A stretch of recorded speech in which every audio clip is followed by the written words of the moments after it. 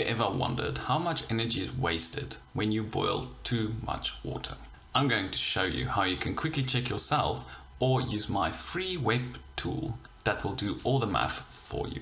Hi everyone, welcome to my channel. My name is Adriaan and I discuss everything engineering, Python programming and how to use them together or separately to make your life a lot easier. If this is your first time here, please consider subscribing down below. And if you found this video useful or just plain entertaining, do give it a thumbs up. Alright, let's get boiling and light it up. Saving energy and being efficient has become very important today, and this is all to bring down operating costs and minimize harmful emissions such as CO2. If you search on Google easy ways to save energy at home, you will find a list which will always include turn off the lights when you exit the room, not turning the thermostat up too high, using double glazing windows, switching to efficient appliances, and using the microwave rather than the oven to heat or cook food. But I want to introduce you to another method of saving energy that is not talked that often on these Google lists, or at least not on the 4 that I Googled before this video.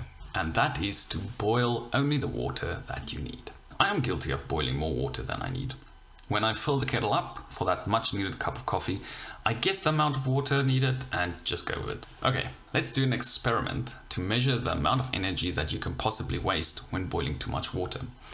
You can do this at home as well, so do follow along.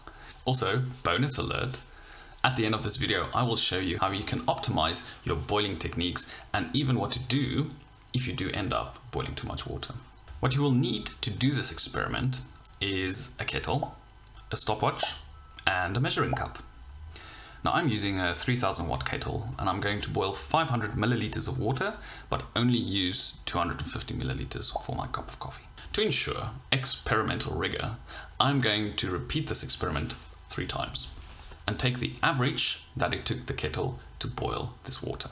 So use your measuring cup to fill the kettle with 500 milliliters of water, switch on the kettle and time how long it takes for the kettle to boil. If you want to repeat the experiment, make sure to cool the kettle down with cold water, as a preheated kettle can influence your results.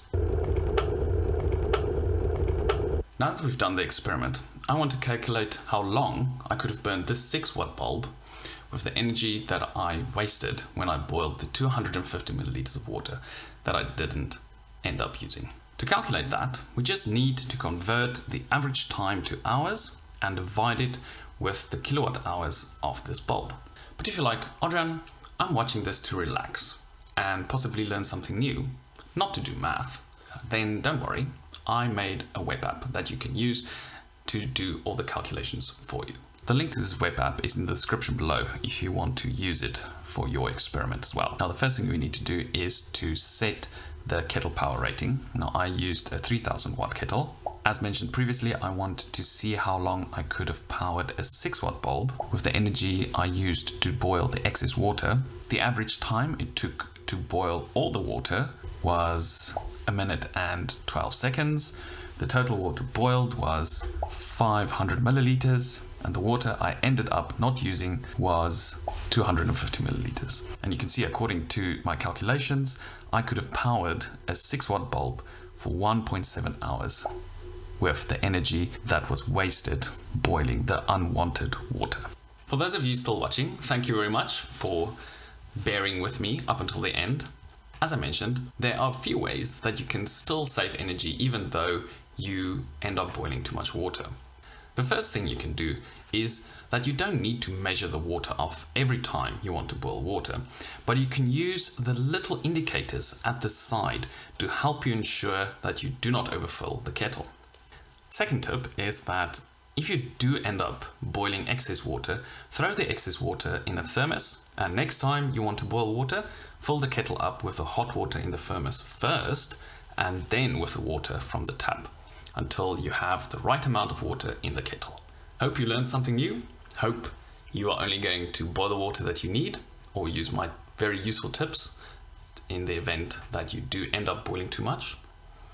Thank you very much for watching and I will see you in the next video. Bye.